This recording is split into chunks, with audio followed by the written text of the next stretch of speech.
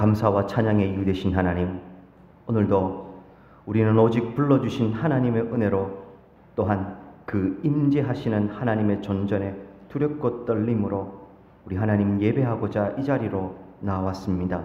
영과 진리로 뜻과 정성 다하여 하나님을 예배하게 하시고 드려지는 찬양 속 하나님의 영광이 밝히 드러나고 선포되는 말씀 속 하나님의 뜻이 명징하게 드러나게 해 주옵소서. 특별히 오늘은 추수감사주일입니다. 모든 순간이 하나님의 은혜요, 모든 순간이 하나님께 감사드릴 제목이 돼 오늘 특별히 우리는 우리에게 허락하신 풍성한 추수의 열매를 가지고 또한 한결같이 지켜주신 하나님의 인도하심, 돌보아 주심을 기억하며 하나님 앞으로 나옵니다. 다시금 새삼스럽게 그 하나님의 은혜를 기억하며 감사하오니 우리의 찬양과 경배를 받아 주시옵소서. 그리하여 우리의 삶 온통 하나님을 향한 감사와 찬양으로 가득한 삶 되게 하여 주시옵소서. 그렇게 최고의 영광과 가치를 하나님께 올려드리며 우리 구주 되시는 예수 그리스도의 이름으로 기도드립니다. 아멘. 교동문 106번입니다. 할렐루야. 우리 하나님을 찬양하는 일이 선함이요 찬송하는 일이 아름답고 마땅하도다.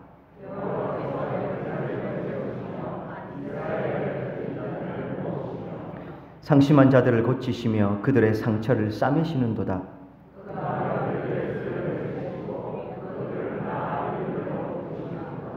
우리 주는 위대하시며 능력이 많으시며 그의 지혜가 무궁하시도다.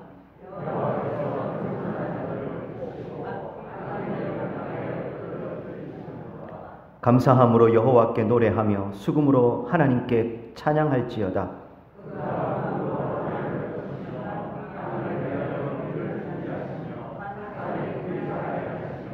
들짐승과 우는 까마귀 새끼에게 먹을 것을 주시는도다.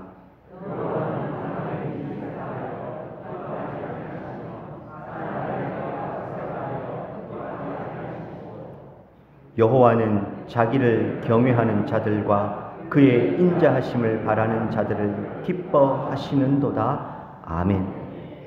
전능하사 천지를 만드신 하나님 아버지를 내가 믿사오며 그 외아들 우리 주 예수 그리스도를 믿사오니 이는 성령으로 잉태하사 동정녀 마리아에게 나시고 본디오 빌라도에게 고난을 받으사 십자가에 못 박혀 죽으시고 장사한 지 사흘 만에 죽은 자 가운데서 다시 살아나시며 하늘에 오르사 전능하신 하나님 우편에 앉아 계시다가 저리로서 산자와 죽은 자를 심판하러 오시리라.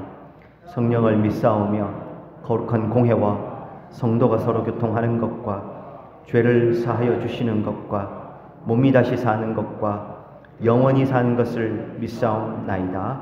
아멘. 찬송가 589장입니다.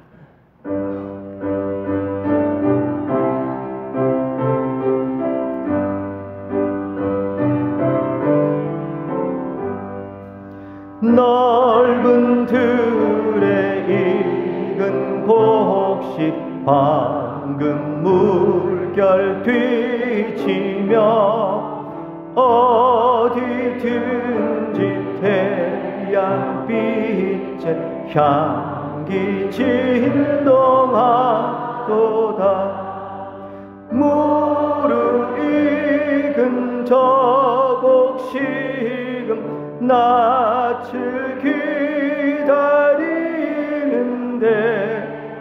때가 지나가기 전에 어서 추수합시다.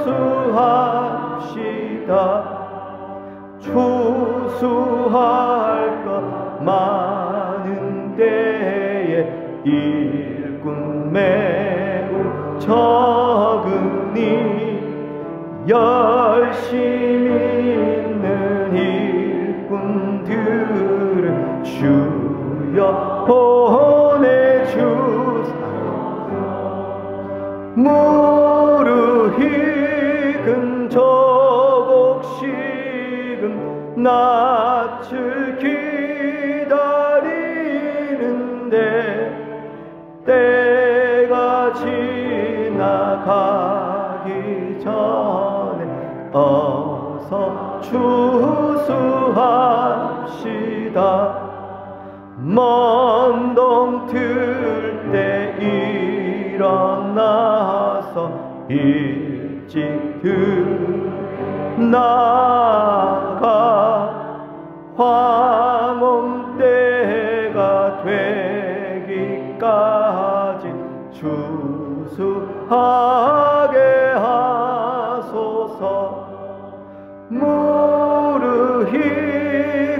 저곡식은 낯을 기다리는데 때가 지나가기 전에 어서 추수합시다.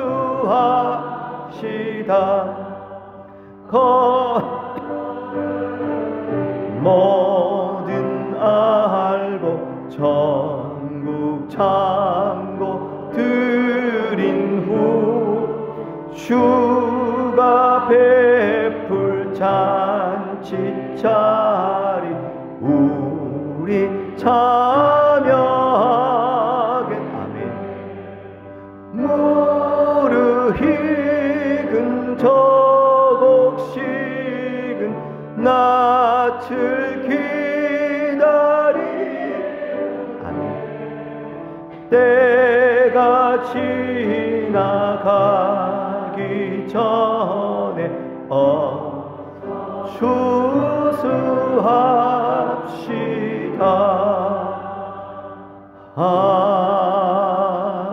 아멘.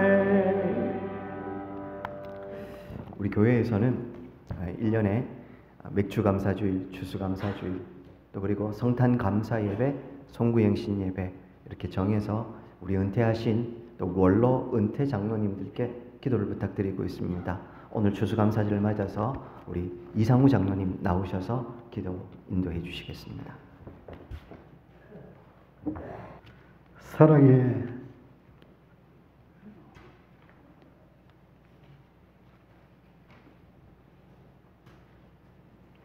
주 하나님 아버지, 아버지 은혜와 사랑 너무나도 감사하고 감사하옵나이다.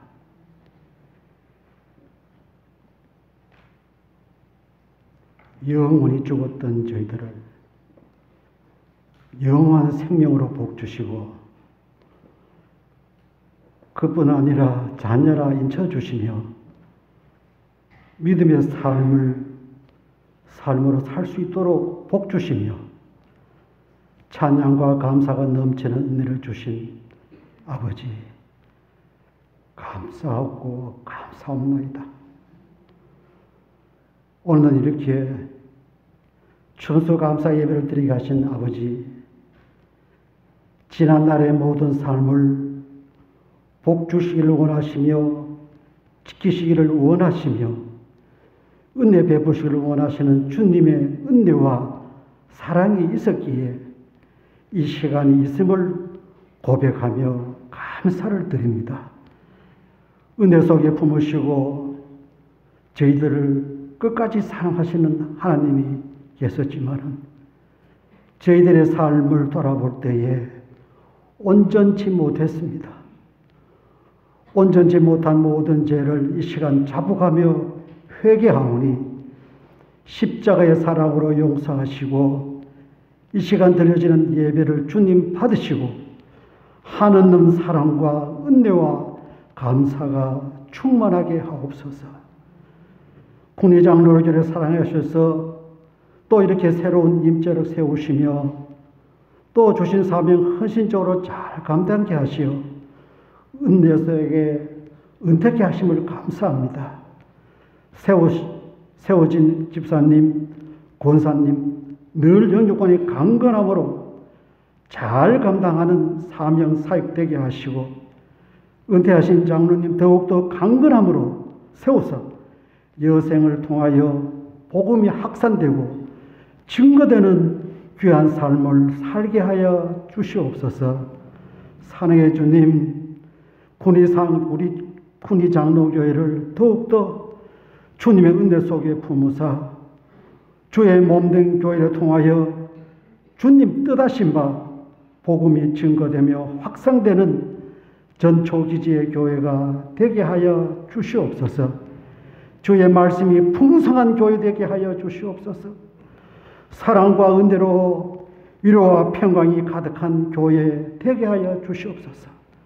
찬양과 감사가 언제나 가득하여 기쁨과 소망과 희망이 가득한 교회 되게 하여 주시옵소서.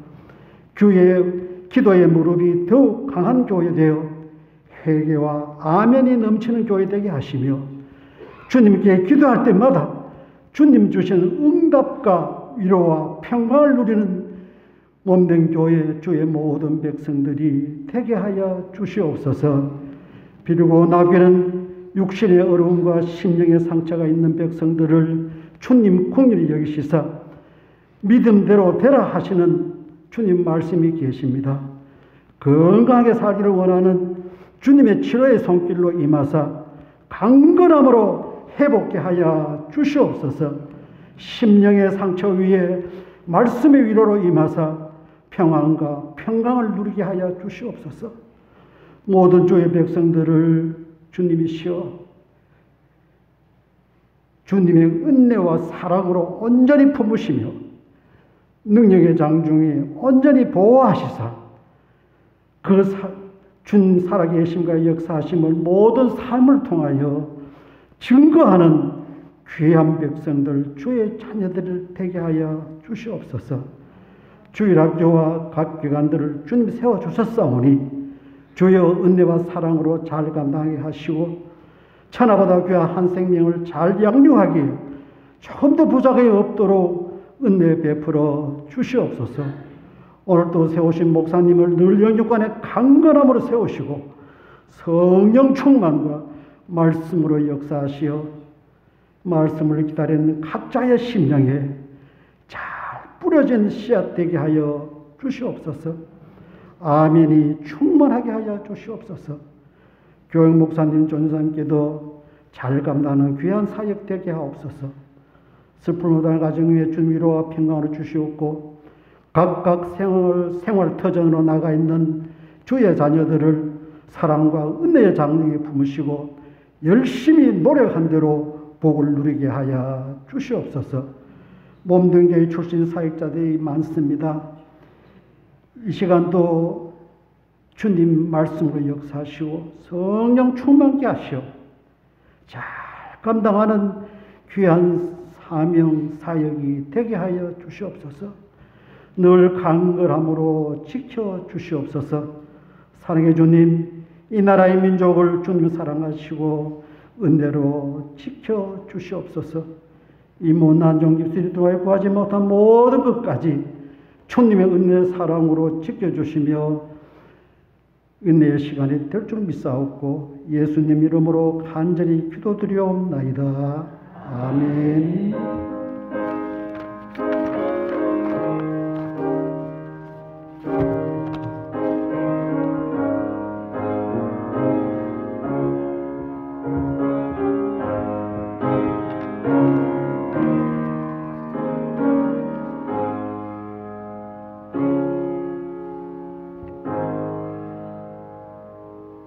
오늘 우리가 함께 나눌 말씀은 신명기 26장 1절로 11절까지 말씀입니다. 신명기 26장 1절로 11절까지 말씀입니다. 제가 가진 성경으로 구약 성경 300쪽에 해당이 됩니다.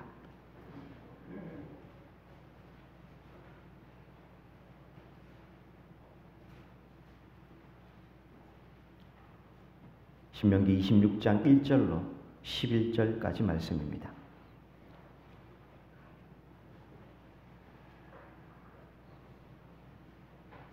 교독하면서 한번 읽어가도록 하겠습니다. 1절 제가 읽겠습니다.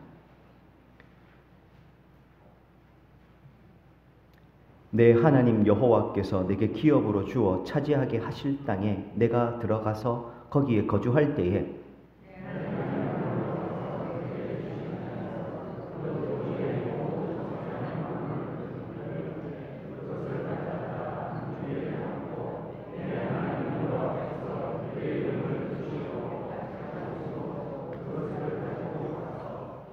그때의 제사장에게 나아가 그에게 이르기를 내가 오늘 당신의 하나님 여호와께 아뢰나이다. 내가 여호와께서 우리에게 주시겠다고 우리 조상들에게 맹세하신 땅에 이르렀나이다 할 것이요.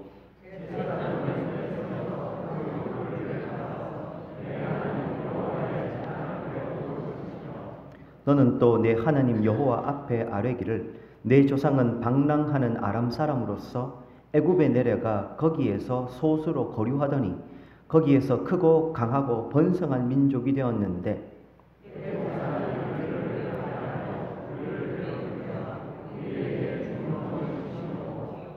우리가 우리 조상의 하나님 여호와께 부르짖었더니 여호와께서 우리 음성을 들으시고 우리의 고통과 신고와 압제를 보시고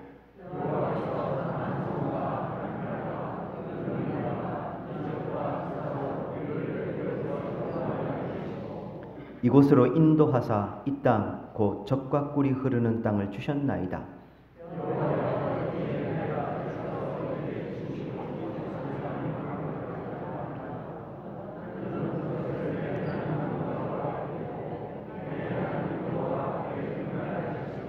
함께 읽겠습니다. 내 하나님 여호와께서 너와 내 집에 주신 모든 복으로 말미암아 너는 레위인과 너희 가운데 거류하는 객과 함께 즐거워할지니라. 아멘. 이제 찬송 50장 1절 함께 하시면서 우리에게 하나님께 드릴 헌금 주님 앞에 봉헌하도록 하겠습니다.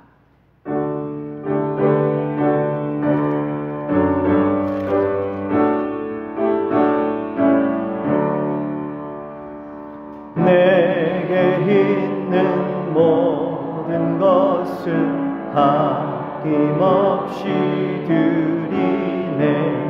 사랑하고 의지하며 주만 따라 살리라. 주께 드리네. 주께 드리네. 사랑하는 구주 앞에 모두 드리네. 아멘.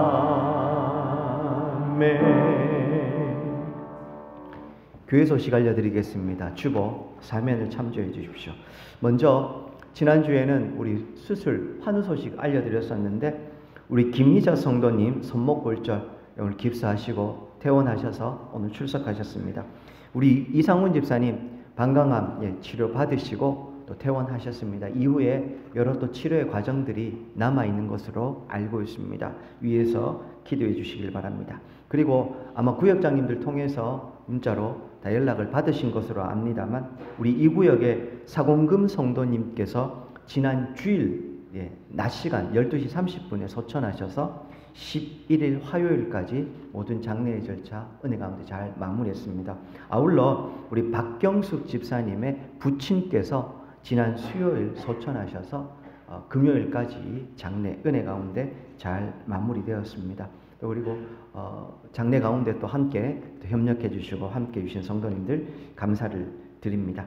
아울러 환우 소식 또 늘 살펴주시고 기도로 마음을 모아주시면 감사하겠고, 그리고 군 복무 중에 있는 우리의 청년들 또 혹은 직장으로 또 타지로 나가 있는, 직장으로 학업으로 타지에 나와 있는 우리의 자녀들을 위해서도 잊지 않고 늘 기도해 주셨으면 좋겠습니다.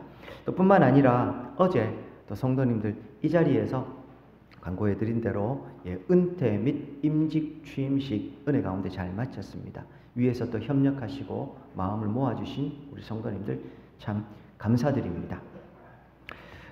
오늘은 추수감사주일입니다. 오후 예배 후에는 추수감사 찬양제로 함께 모이게 됩니다. 모두 기관별로 함께 참여하셔서 하나님 앞에 영광의 찬양 올려드리는 시간이 되시면 감사하겠습니다.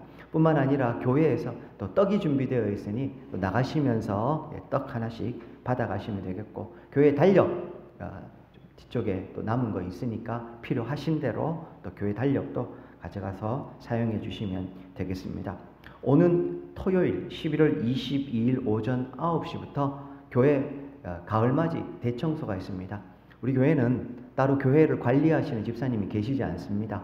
그래서 기관별로 매 주마다 돌아가면서 청소를 하고 봄과 가을 또 온 성도들이 함께 모여서 청소합니다. 또 함께 나오셔서 그날 또 교회 깨끗하게 청소하는 일에 동참해 주시기를 부탁을 드리겠습니다. 가끔 제가 구두를 닦을 때가 있습니다. 그래서 사람들이 묻습니다. 구두 닦습니까? 이렇게 물으면 저는 항상 답을 이렇게 합니다. 마음을 닦습니다. 교회를 청소하러 오셔서 우리 교회뿐만 아니라 우리의 심령도 함께 청소하는 시간이 되면 좋겠습니다.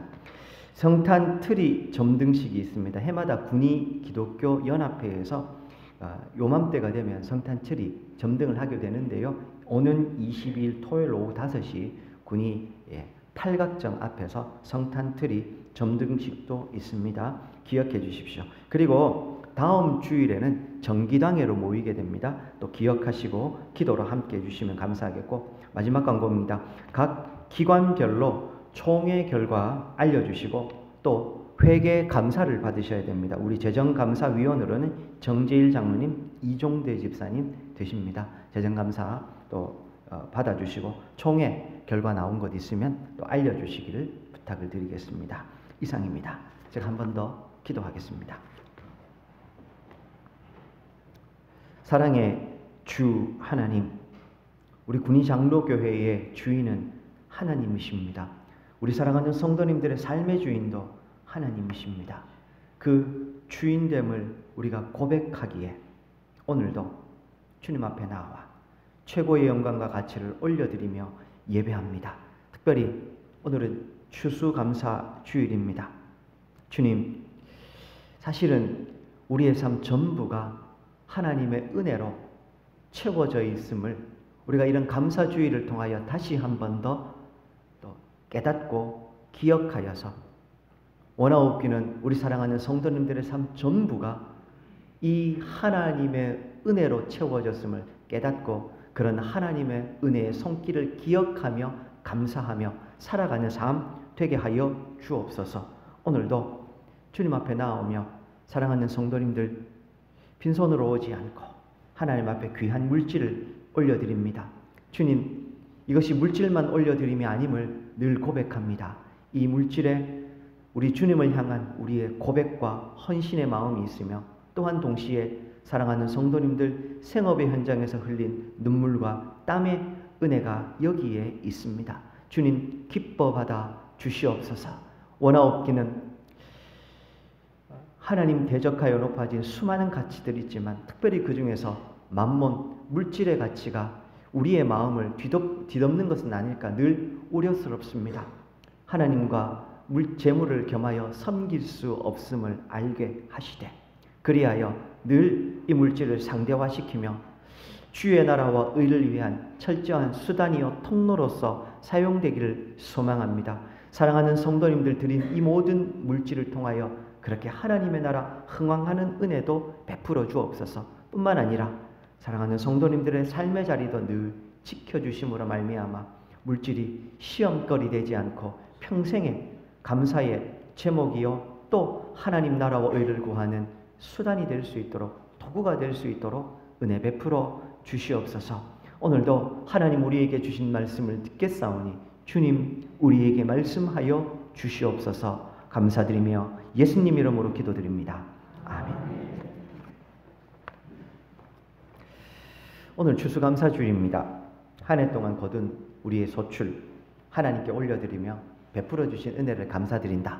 아마 일반적으로 그 정도로 아실 겁니다. 산업구조를 나누어 보면 1차, 2차, 3차, 4차까지도 갑니다만 그렇게 나눌 수 있습니다. 1차, 또 농업, 임업, 이런 걸 이야기를 하죠. 근데 이제 우리나라 같은 경우는 이미 1차 산업에서 2차 제조, 3차 지식 서비스 산업 쪽으로 많이 바뀌어져 있습니다. 우리 교회만 하더라도 여기 농업에 종사하시는 분들보다는 아마 제조업이나 지식 서비스업에 종사하시는 분들이 더 많으실 겁니다. 그래도 우리 교회는 좀 섞여 있습니다. 또 조금만 나가면 다 농사 짓는 것이니 눈으로 보입니다. 근데 도시교회들은 그렇지 않습니다. 그런 의미에서 보면 추수감사라는 말이 의미가 많이 좀 퇴색되기는 했지만 그럼에도 불구하고 첫째, 우리의 삶의 참된 주인이 하나님이시고 그 주인 되신 하나님께서 우리의 먹을 것, 입을 것, 나아가 우리의 삶 전부를 하나님께서 보호하시고 인도하시는, 책임지시는 그런 은혜들로 채워졌다라는 측면에서 오늘처럼 우리가 온 교회가 추수감사주의를 지키는 것은 여전히 의미가 있습니다. 사실 일상에 바빠서 늘 분주하게 살아가다 보면 지금 내가 살아가는 이 삶이 내 힘으로 살아가는지 하나님의 은혜로 살아가는지 자꾸 놓쳐버릴 때가 있습니다. 근데 이런 감사주의, 이런 계기를 통해서 다시 한 번 더 내 삶을 찬찬히 돌아봐서 사실은 내 삶이 전부 다 하나님의 은혜로 채워졌음을 다시 깨닫게 되는 겁니다. 그렇게 되면 우리의 삶을 바라보는 우리의 마음도 달라지겠죠. 내가 열심히 살고 내가 땀 흘려서 이 물질을 가진 게 아니라 사실은 이 물질이 하나님의 은혜로 주어진 것임을 깨닫게 되는 겁니다. 내 삶 전부가 사실은 하나님의 은혜 덩어리라는 사실을 그제서야 깨닫게 되는 겁니다. 오늘 추수감사주일이 그런 하나님의 은혜를 새삼스럽게 다시 한 번 더 깨닫게 되어서 사랑하는 성도님들의 삶이 이런 감사들로, 이런 은혜들로 가득하게 되시는 은혜가 있기를 소망합니다. 오늘 우리가 읽은 본문의 말씀은 신명기 말씀입니다. 신명기는 한마디로 이야기하면 모세의 유언입니다. 어떤 유언입니까? 하나님께서 이 모세를 불러서 이스라엘 백성들 출애굽하게 하셨습니다. 광야 40년 동안 이들과 함께 동고동락하며 이들을 약속의 땅 가나안으로 인도해가는 이 과정이 신명기 전체 이야기입니다. 그리고요, 그 과정을 이제 마무리하는 시점입니다. 모압 광야에 이스라엘 백성들이 다 모였습니다. 그런데 문제는 모세는 이 약속의 땅에 못 들어갑니다. 하나님께서 너 못 들어간다 하셨으니까요. 모세가 이제 죽음을 앞두고 모압 광야에 모여있는 이스라엘 모든 백성들에게 유언을 남기는 겁니다. 단순한 유언이 아닙니다.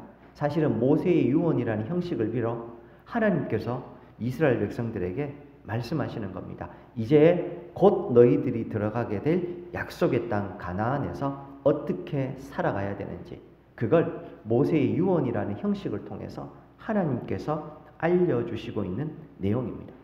특별히 그 중에서 우리가 읽은 내용들은 가나안 땅 들어가서 농사를 지을 것 아닙니까? 그랬을 때 그 토지 소산을 어떻게 하나님 앞에 올려드리게 될 것인지 그것에 관한 내용입니다. 앞서 말씀드린 대로 이 고대 근동의 삶의 근간은 이 토지 소산과 관련이 있었습니다. 즉 땅에서 나는 거죠. 그러니까 이건 단순히 우리의 오늘날의 관점에서 농사 지은 것을 드린다 이런 개념이 아닙니다. 삶 전부를 하나님 앞에 어떻게 드릴 것인가에 관한 내용을 전부 적고 있는 겁니다. 먼저 1절로 4절 보시면 하나님께서는 너희들 그 땅에 들어가서 농사를 지었을 때 그 토지에 농사뿐만 아니라 이 양, 염소, 목축까지 다 포함됩니다. 거기에 토지 소산의 만물, 첫 것을 이야기합니다. 처음으로 딴 거, 그 첫 것을 하나님 앞에 드릴 것을 이야기를 합니다. 1절 보십시오. 하나님 내게 기업으로 주시어 차지하게 하실 땅에 들어가서 거주할 때 2절 그 땅에서 토지 소산의 만물을 거둔 후에 그것을 강주리에 담아서 하나님 여호와께서 그의 이름을 두시려고 택하신 곳 여기 어디겠습니까? 성전입니다. 그곳에 가지고 와서 3절과 4절 제사장 앞에 드리고 하나님 앞에 합당하게 제사로 올려드리라 그렇게 이야기를 합니다. 궁금증이 좀 생기실 겁니다. 이게 뭐 오늘날과 다른데 교통이 발달하지 않았는데 이거 추수한 것 가지고 예루살렘 성전까지 어느 세월에 다 가지고 가겠습니까? 여기서 말하는 여호와의 이름을 두시려고 택하신 곳은 예루살렘 성전뿐만 아니라 당시에 이스라엘에는 예루살렘 중앙성전이 있었고 그 외에 지방에 거점 지역에 여러 성전들이 있었습니다. 그곳에 가지고 가라는 이야기입니다. 아마도 레위인들이 거주하는 성은 48개가 있었는데 그곳에 아마 이런 지방성전이 존재했을 것으로 봅니다. 그러니까 가장 가까운 성전에 주소한 것 가지고 가라 그 말이 될 겁니다. 그러면 지정된 성전으로 가지고 간다는 건 어떤 의미가 있을까? 우리 교회도 제가 처음 왔을 때 추수감사주일 되면 여기 이렇게 그득하게 쌓아 놓았었습니다. 그것도 참 의미는 있습니다. 다만 오늘날의 교회에 내가 추수한 것을 가지고 온다는 개념과 신명기 당시에 내가 추수한 천물을 성전으로 가지고 간다는 건 의미가 많이 달랐습니다. 오늘날은 성령의 시대입니다. 즉 성령께서 우리 각자의 삶에 계시고 우리의 삶의 자리에 계시니 교회라는 이 건물 공간에, 이 예배당이라는 건물 공간이 특별한 의미를 가지는 건 아닙니다. 이 공간은 그저 하나님의 백성인 교회가 모여 예배하는 공간일 뿐인 겁니다. 그렇다고 해서 이 건물이 아무 의미가 없다, 그건 아닙니다. 함께 모여서 예배하는 그런 공간으로서의 의미가 있는 거죠. 그러나 신명기 시대의 성전은 차원이 다른 의미였습니다. 하나님의 임재는 오직 이 성전에만 머물러 있었습니다. 특별한 경우 하나님께서 다른 곳에 하나님 당신의 사람들을 통해서 역사하실 뿐, 하나님의 직접적인 임재는 성전에 머물러 있던 시대였습니다. 그런 의미에서 내가 농사지은 첫 것을 하나님의 성전으로 가지고 간다는 건 오늘날의 이 예배당으로 가지고 온 거와 다르겠죠. 하나님, 이거 다 하나님의 겁니다. 그래서 하나님께 직접 올려드린다, 이런 구체적인 행동이었던 겁니다. 그래서 가지고 옵니다. 2절에 보시면 가지고 오는데 만물을 가지고 오라고 합니다. 첫 것이죠. 모든 이 수확물들은 첫 것이 있습니다. 처음 내가 따는 게 있죠. 첫 것의 의미가 제가 뭐라고 했습니까? 예수님 부활의 첫 열매가 되셨죠. 어떤 의미라고 했습니까? 우리 사과나무에서 사과 첫 열매를 따면 그게 끝이 아니죠. 이제 앞으로 요것과 똑같은 열매를 앞으로 계속 따게 될 것이라는 것을 예상하게 되는 겁니다. 첫 것을 드린다는 건 그런 의미에서 요것만 하나님의 거라는 게 아니고 이 수확되는 첫 것부터 시작해서 이 모든 게 다 하나님의 겁니다라는 걸 고백하는 겁니다. 몇 가지 의미가 좀 있을 겁니다. 그럼 왜 굳이 첫 것을 드렸는가? 자막입니다. 출애굽기 13장 10절로 12절까지 보시면 하나님 이런 규례를 정하십니다. 해마다 절기가 되면 이 규례를 지킬지니, 무슨 규례냐? 여호와께서 너와 내 조상에게 맹세하신 대로 너를 가나안 사람의 땅으로 인도하시고 그 땅에 내게 주시거든. 너는 태에서 처음 난 모든 것, 내게 있는 가축의 태에서 처음 난 것을 다 구별하여 여호와께 돌리라. 수컷은 여호와의 것이니라. 이게 왜 어디서 왔는지 아시죠?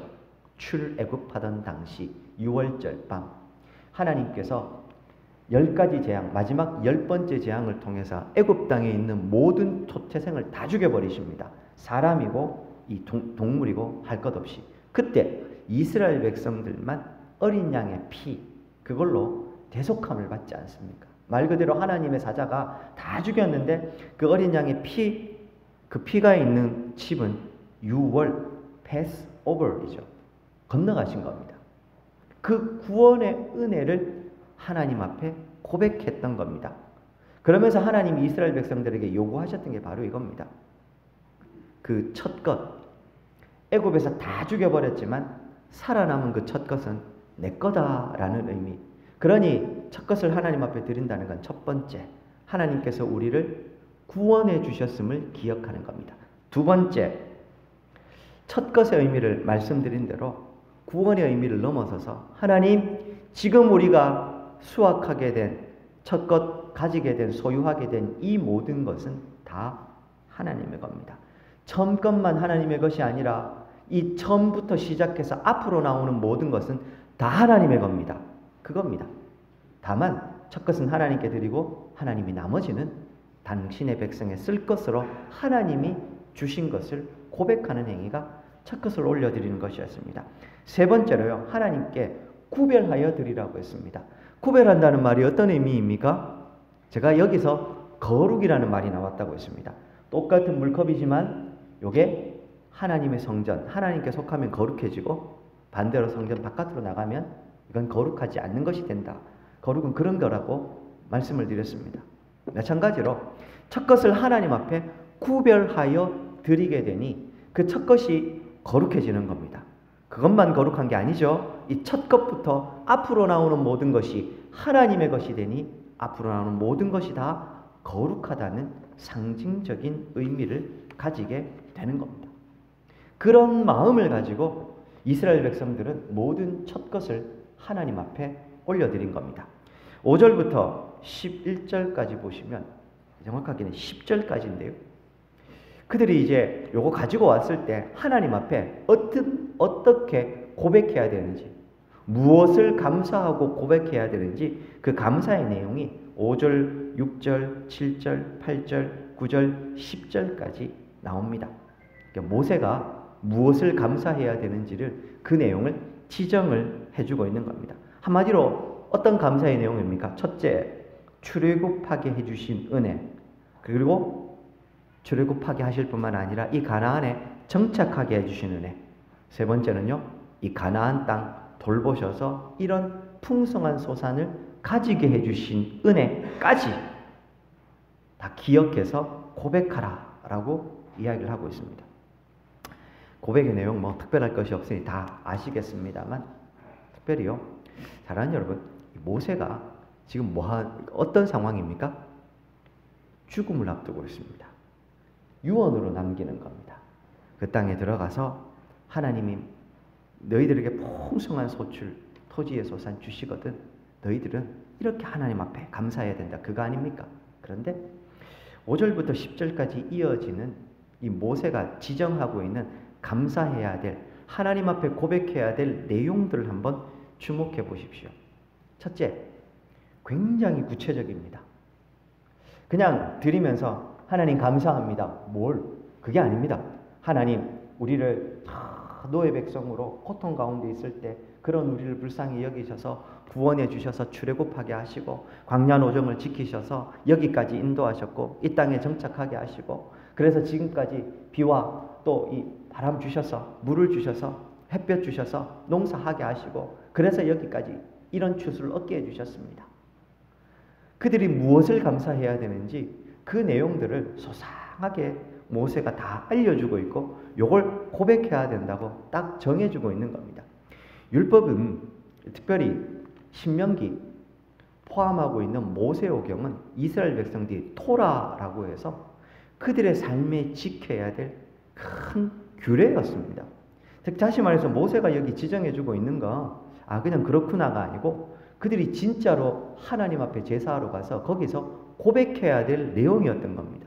근데 모세가 그걸 다 지정해주고 있는 겁니다. 두루뭉실하게 전부 감사합니다. 감사하긴 감사하는데 무엇을 감사해야 될지 모르고 그냥 뭐 감사절이니까 살아보면 다 감사해. 그런 게 아닙니다. 무엇을 왜 감사해야 되는지 하나하나 다 지정해주고 모세는 그걸 고백하게 만들고 있는 겁니다. 사랑하는 여러분, 하나님 우리에게 행하시는 일들은 구체적입니다. 그렇지 않습니까? 우리의 삶 속에 이루어지고 있는 하나님의 역사하심들, 돌보시고 지키시고 인도하시는 그 내용들은 구체적입니다. 이건 누군가가 이렇게 이야기해 주는 게 아니고 내 삶을 멈추어 서서 곰곰이 이런 감사절에 하나님 일하심에 대해서 해보다 보면 사실은요, 그 하나님의 섬세한 손길이 안 미친 공간이 하나도 없습니다. 혹시 목사님, 저는 그런 하나님의 은혜와 상관없이 잘 살았는데요, 이런 분 계십니까? 그럼 내가 진짜로 구원받은 하나님의 백성인지 그거 물어보셔야 됩니다.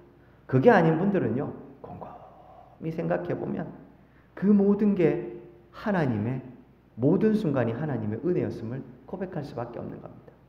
하다못해요, 내가 오늘 일어나서 밥 먹는 것 하나, 사람 만나는 순간 그 어떤 것도 하나님의 은혜의 손길이 아닌 게 없습니다.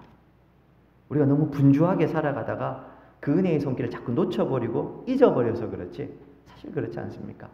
그러다가 어떤 특정한 사고랑 어떤 특정한 사건이 벌어지면 그제서야 아이고 그렇구나, 이게 다 하나님의 은혜구나 고백할 뿐, 그때만 감사한 게 아니고 그때만 하나님이 일하신 게 아니고 내 인생 모든 순간이 하나님의 은혜였구나 라고 생각할 수 있는 겁니다. 무감각하게 지나쳐버리는 순간들은 있을지언정 하나님의 은혜가 아니었던 순간은 단 한순간도 없습니다.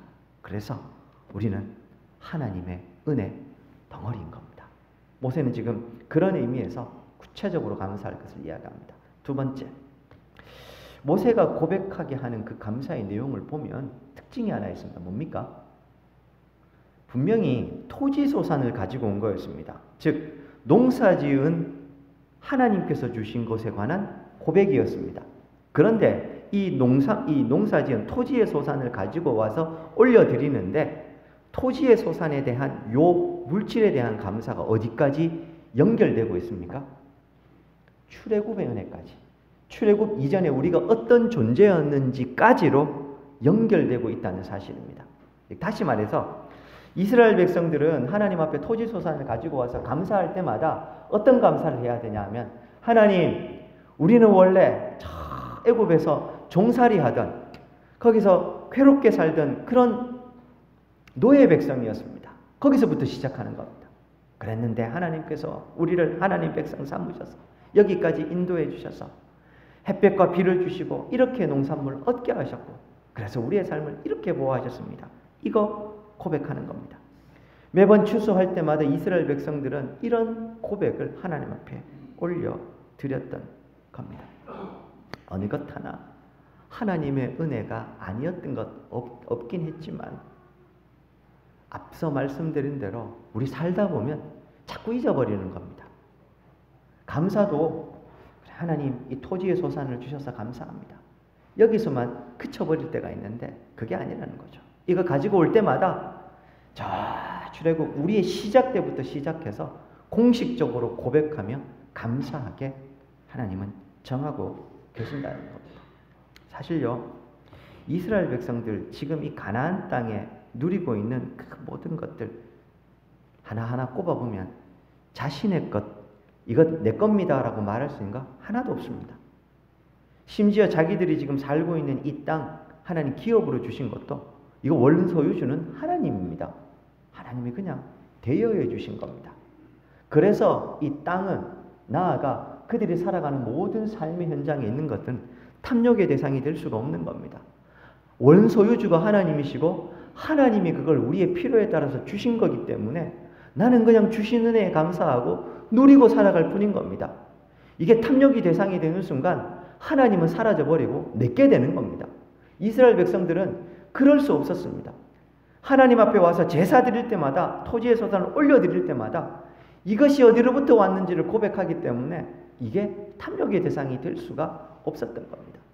제가 이스라엘 백성들 저 출애굽 때부터 하나님의 은혜라고 말씀드렸는데 하나씩 몇 가지만 좀 확인시켜 드리겠습니다. 자막입니다.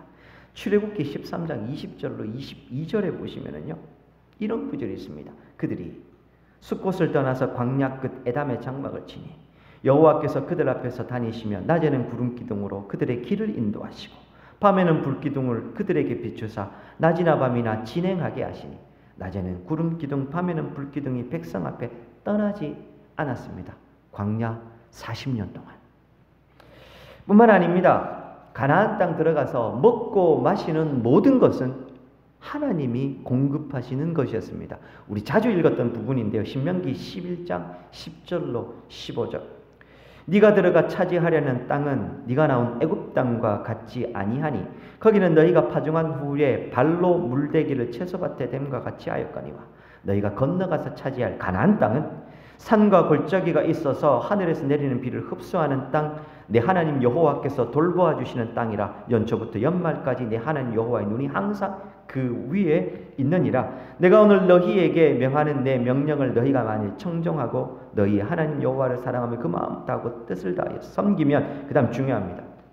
여호와께서 너희의 땅에 이른 비 늦은 비를 적당한 때에 내리시니 너희가 곡식과 포도주와 기름을 얻을 것이요 또 가축을 위하여 들에 풀이 나게 하시리니 네가 먹고 배부를 것이라.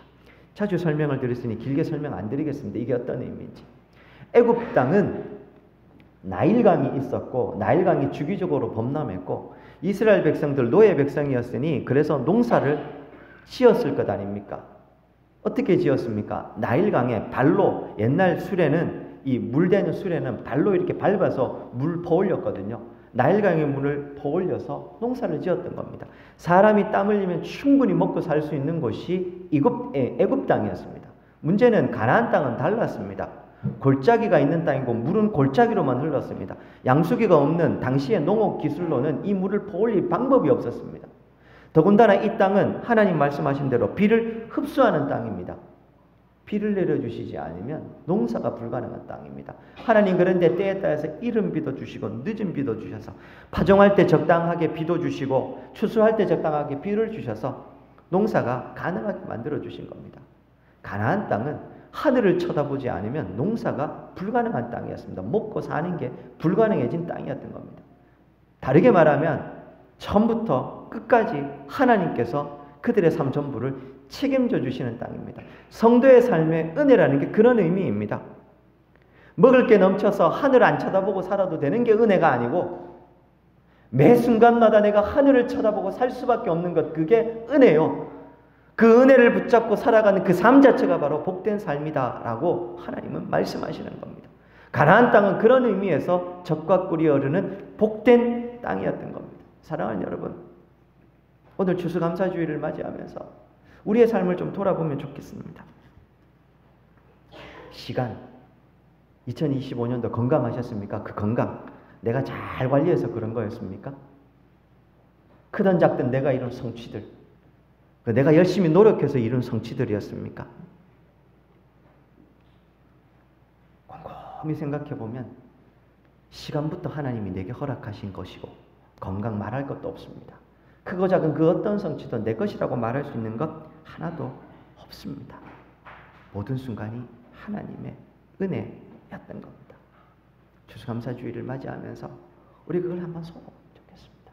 이른 비와 늦은 비로 하나님이 내게 채워주신 은혜들이 무엇이 있나 곰곰이 생각해 보시고, 그래서 그 모든 순간이 은혜였음을 깨닫게 되어서 그제서야 진짜 감사를 하나님 앞에 올려드리는 우리 성도님들이 되시면 참 좋겠습니다.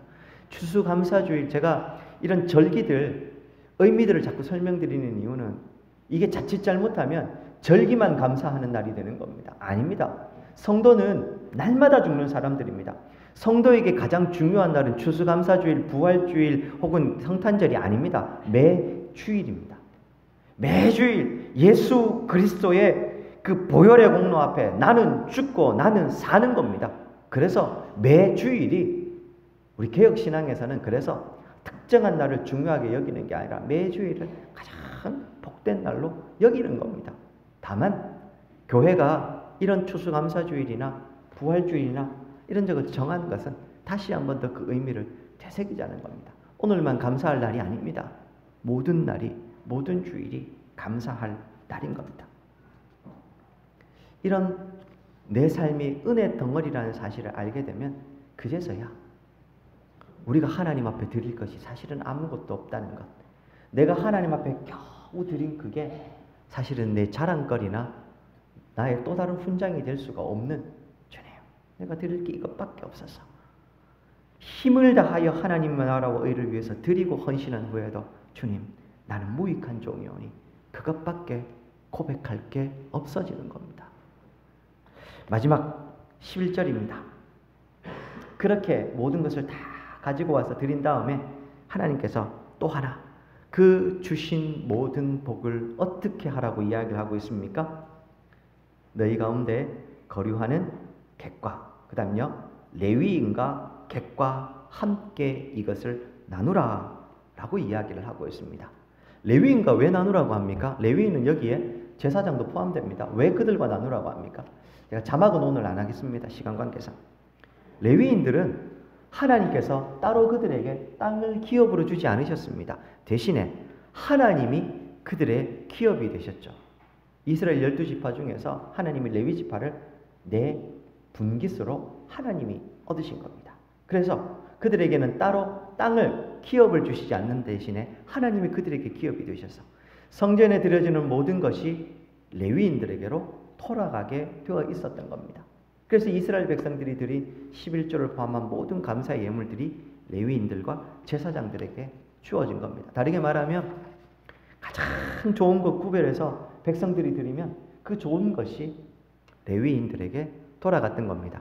레위인 그러면 또 저를 쳐다보시죠. 목회자 아닙니다. 오늘날의 제사장은 여기 앉아 계시는 우리 모두가 다 제사장인 겁니다. 그래서 그건요, 목사 잘 섬겨라 그렇게 가면 안 되고, 하나님께서 이 땅에 하나님 당신의 제사장인 하나님 당신의 백성들에게 가장 좋은 것을 구별하여 채워주신다, 이렇게 이해를 하셔야 되는 겁니다. 그래서요, 레위인들은 추수할 것이 없지 않습니까? 그래서요, 토지의 소산을 얻게 되었을 때 첫째는 하나님께 이런 감사를 드릴 것이요, 둘째는 그것을 가지고 너 혼자 먹고 너 혼자 기뻐할 것이 아니라 추수할 것이 없는 레위인과 함께 나누라는 겁니다. 두 번째는요, 객과 함께 나누라고 합니다. 왜 그럴까요? 과부와 고아와 객, 사회 안전망이 제대로 갖춰져 있지 않았던 고대 근동에 가장 약한 소외된 사람들 꼽으라면 요 세 부류였습니다. 그 중에서도 자신들이 가진 기업이 없는, 땅이 없는 이들이 바로 객, 나그네들이었습니다. 그런데요, 그들도 함께 나누고 누리라는 겁니다. 그래서 하나님이 주신 이 은혜들을 너희 주변에 이 토지의 소산이 없는 레위인들도, 또 나그네로 있는 객들도 불러서 함께 누리라는 겁니다. 이겁니다. 베풀어 주신 하나님의 축복을 공동체적으로 향유하라, 누리라는 말입니다. 내가 열심히 힘들어서 내가 노력해서 벌었으니 이건 내 거니까 나만 먹고, 그게 아니고 주변을 돌아보고 이런 소유, 이런 것들에 소외된 사람이 없는지 살펴서 전체가 다 함께 누리도록 하라는 겁니다. 생각해 보십시오. 이런 나눔, 누림이 있을 때 이스라엘 공동체 전체가 얼마나 복된 공동체가 되겠습니까? 하나님께서 이스라엘 백성들에게 이른 비와 늦은 비의 축복으로 먹을 것을 주십니다. 축복 주십니다. 그 복을 내가 내 거라고 생각하지 않으니 레위인들도 객도 다 함께 나누어서 이스라엘 공동체 전체가 이 하나님의 복 가득 향유하고 누리는 참으로 복된 공동체가 되는 겁니다. 그것을 하나님이 말씀을 하고 계시는 겁니다. 추수감사주의를 맞이하면서 우리가 또 하나 생각해야 될 게 이 부분입니다.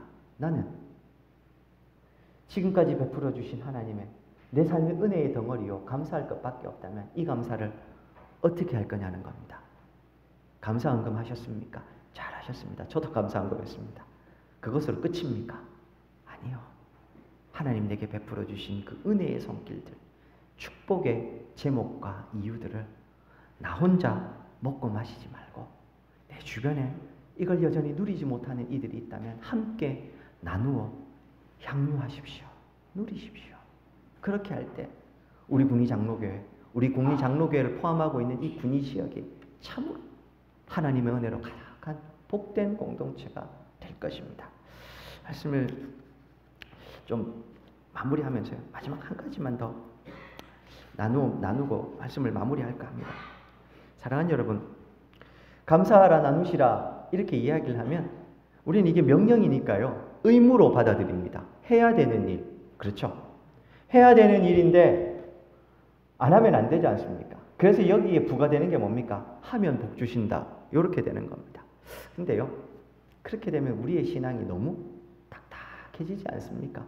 물론 하나님이 정하신 의무요, 명령 맞습니다. 근데 이 신명기의 명령을 받아들였던, 이 말씀을 듣던 이스라엘 백성들은 과연 이 신명기의 명령을 어떻게 받아들였을까를 한번 생각해 보면 좋겠습니다.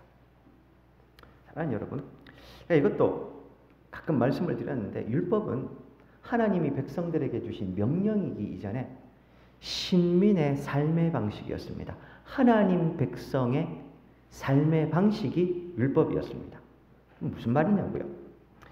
400년 동안 이 애굽에서 종살이했던 이스라엘 백성들, 그들은 노예 백성이었습니다. 가장 천대받던 백성들.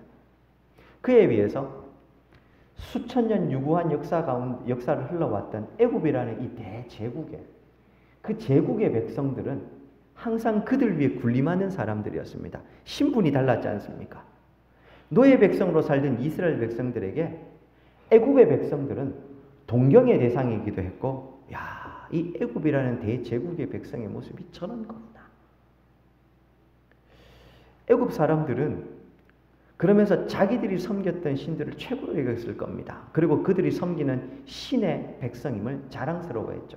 고대 근동에 나라와 나라, 민족과 민족의 전쟁은 그들이 섬기는 신들의 전쟁이라고 말씀드렸습니다. 아직 과학의 시대가 아닌 신화의 시대였으니까요. 그런 상황에서 애굽 사람들은 그들이 섬기는 신의 신민으로서 신민의 자부심 넘치는 삶의 방식을 살고 있었을 겁니다. 애굽도 신이 있었으니 제사가 있었겠죠. 그걸 늘 보면서 이 신민이 저렇게 사는 거구나 생각했던 노예 백성으로 400년을 이스라엘 백성들이 산 겁니다. 그러다가요, 하나님께서 찾아오셨습니다.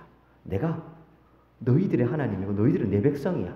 그리고 하나님께서 그 대단해 보였던 애굽의 신들을 다 박살내 버리신 겁니다. 그리고서 하나님 당신의 이름을 여호와로 알려주시면서 내가 진짜 신이다. 심지어 애굽의 신들은 수십 수백 가지였는데 나는 한 명밖에 없는 유일한 신이고 너희들은 이 유일한 여호와라는 하나님의 유일한 백성이라고 하나님이 그들을 불러주신 겁니다.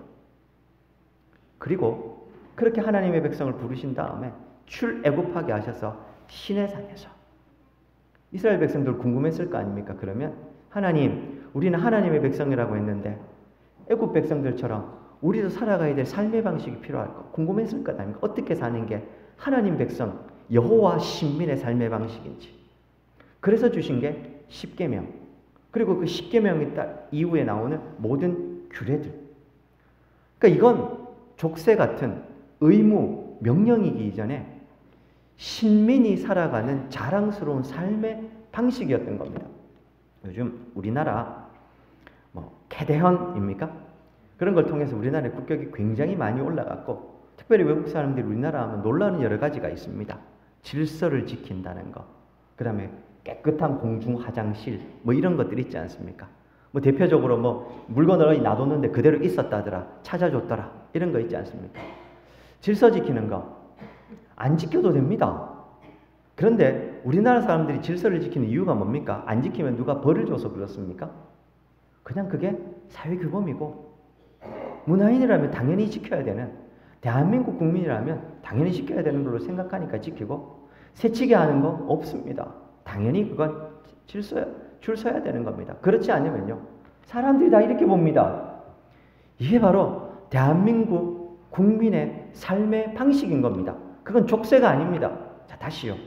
율법은 그런 의미에서 족쇄나 지키면 안 되는 이렇게 지켜야 되는 게 아니고 자랑스러운 삶의 방식이었던 겁니다.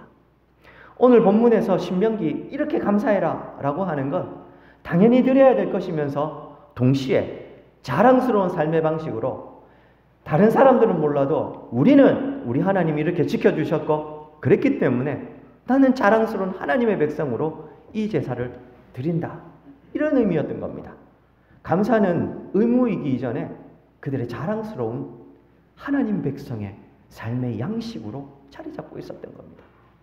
우리 새벽에 살펴봤던 역대기에 보면 그래서요, 요시야 왕이 전무후무한 종교개혁을 시행하면서 성전에서 발견된 율법책을 뭐라고 얘기하냐면 언약책, 이렇게 말합니다. 계약문서라고 이야기를 하는 겁니다. 하나님과 하나님의 백성이 계약을 맺은 겁니다. 우리 차를 사도 그렇고 뭘 해도 그러면 계약서 하나 가지지 않습니까? 그 계약서를 가지고 하나님 앞에 나온 겁니다. 무슨 의미입니까? 이 계약은 내가 지켜야 될 일이기도 하지만 저 사람이 안 지키면 어떻게 됩니까? 계약서 내밀면서 보십시오, 여기 돼 있네요 라고 하는 거죠. 즉 하나님께서 하나님 백성들에게 주신 율법은 이스라엘 백성들의 특권 혹은 권리에 관한 하나님이 정해주신 문서였던 겁니다. 권리가 적혀있는 문서가 율법이다, 이렇게 보면 그들이 지금 지켜야 되는 이 삶의 방식이 얼마나 복된 삶의 방식이었겠습니까? 사랑하는 여러분, 추수감사주일을 맞이하면서 우리가 드려야 되는 이 추수감사주일도 감사해야 되니까 마지못해서 혹은 정해져 있으니까 아닙니다. 하나님의 백성의 특권입니다. 삶의 방식으로서 자랑스러운 자부심 넘치는 삶의 방식 중 하나인 겁니다. 또 하나, 우리는 추수감사주일 한 번만 있죠. 근데 오늘 읽은 본문에 보면 토지소산을 드릴 때 이렇게 하라고 말합니다. 이스라엘 백성들이 토지소산 몇 번 드렸을까요? 추석 한 번만 드렸을까요?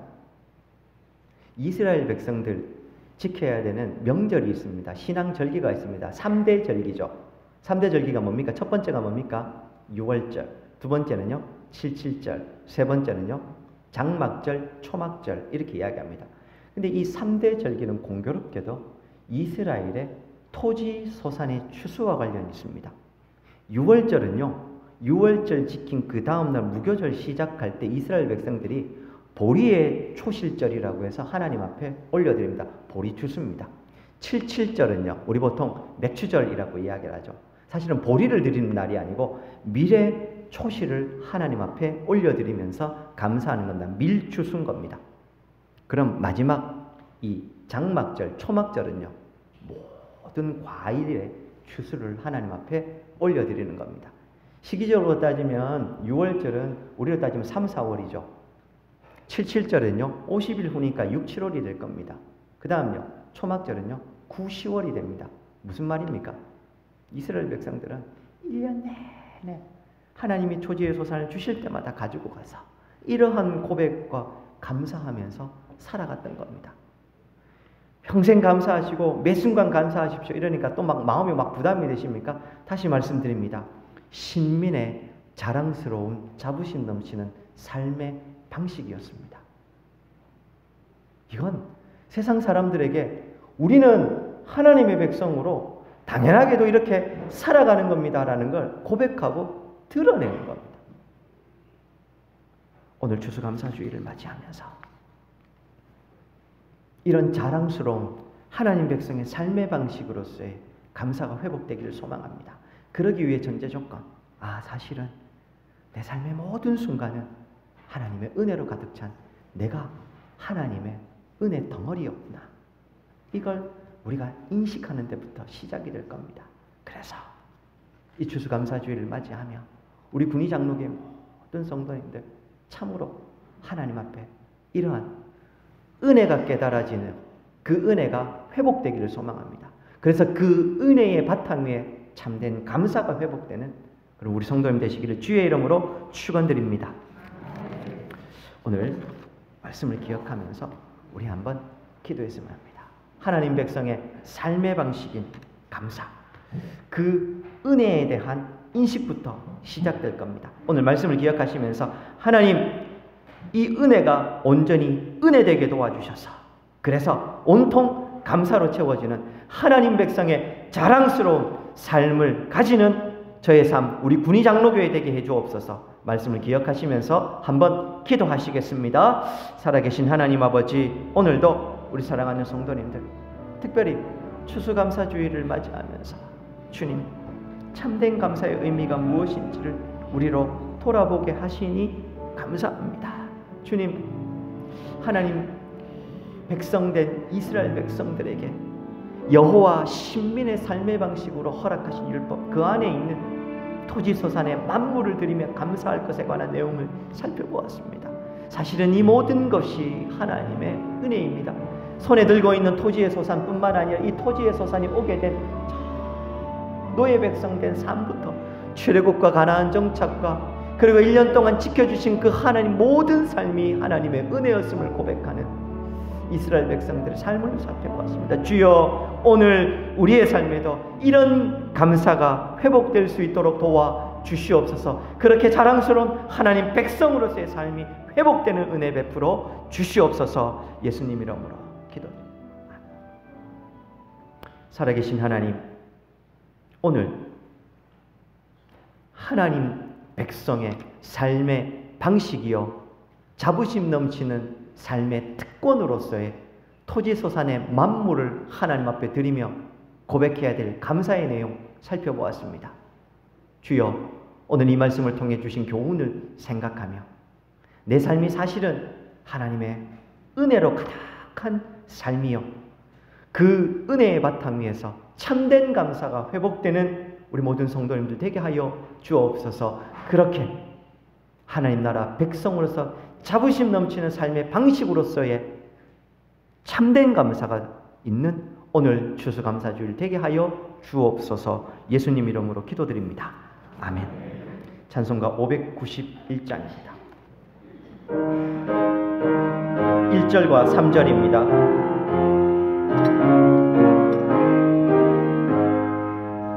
저 밭에 농부 나가 씨 뿌려 놓은 후 주 크신 능력 내려 잘 길러주셨네. 또 사시사철 따라 햇빛과 단비를 저 밭에 내려주니 그 사랑 한없네. 온갖 귀한 선물 주님이 주신 것, 그 풍성하신 은혜를 다 감사드리소. 3절입니다. 씨 뿌려 거둔 곡식 주님의 은혜라. 우리의 몸과 마음 새 힘이 넘치네. 주 은혜 받은 우리 참 감사하면서 이 예물 드리오니 다 받아주소서. 온갖 귀한 선물 주님이 주신 것, 그 풍성하신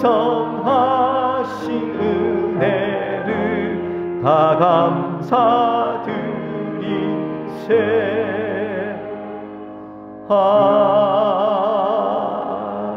아멘. 지금은 우리 주 예수 그리스도의 은혜와 하나님 아버지의 극진하신 사랑과 성령의 위로 교통 충만 역사하심이 내 삶 전부가 하나님의 은혜임을 기억하여 참된 감사 회복하고 그런 하나님 백성의 삶에 자부심 넘치는 삶의 방식으로서의 감사가 넘치는 삶 살아가길 소망하는 우리 모든 성도님들 머리 위에, 우리 교회 위에, 이 땅의 교회 위에 이제로부터 영원토록 함께 있을지어다.